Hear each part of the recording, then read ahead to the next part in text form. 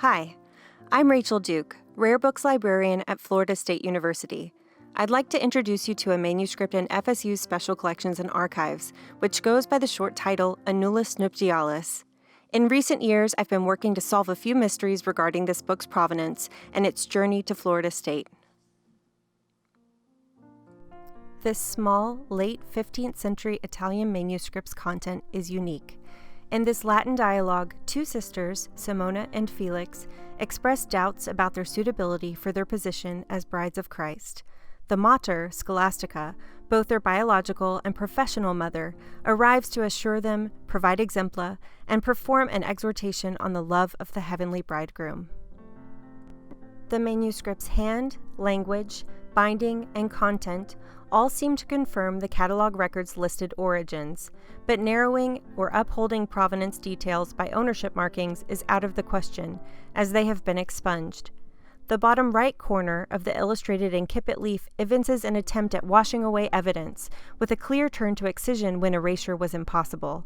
A possession note on the back of the final folio of the text has also experienced attempted erasure, successful in some places, with excision as the resort, again, in removing the name of the sister for whom the text was intended.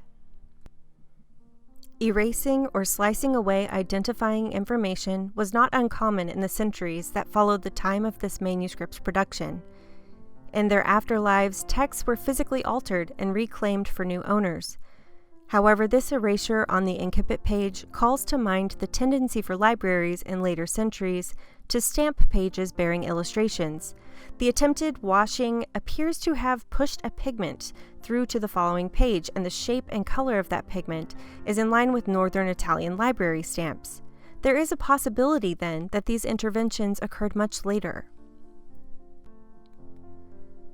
Based on acquisition records, Annulus Nuptialis was purchased from Laurence Claiborne Witten II in 1976. In the 1950s, Witten used his family fortune to travel and bought large quantities of antiquarian books, which he would separate and sell individually to collectors and institutions in the U.S. He was highly respected in his field, but his involvement in the Vinland map controversy damaged his reputation. The Vinland map's 1965 sale to Yale, and the controversy that followed, is a complex story, and I won't give all of the details here. Support for the map's veracity surfaced, not surprisingly in the hands of one of Witten's friends, in a manuscript copy of Vincent of Beauvai's Speculum Historiale, which, as you can see in this photo, had its ownership markings erased. Ultimately, through several methods of analysis, the map was proven a forgery, and Witten was forced to admit that he withheld information about its origins. The Spanish-Italian book dealer who sold Witten the map, Enzo Ferraioli de Ri, was later arrested for theft of rare books from Italian institutions. It's possible that while Witten himself didn't expunge ownership markings on this manuscript, the book dealer that he bought it from did, and that the deals he received for stolen books were enough to stop him from inquiring further. I found 3 catalogs from Laurence Witten books in our holdings, including a catalog that lists Annulus Nuptialis. The catalogs are filled with other Northern Italian books with little to no provenance. I've stared at this manuscript for years now, and it wasn't until our Digital Library Center created a digital surrogate that I was able to see a new place with erased ink.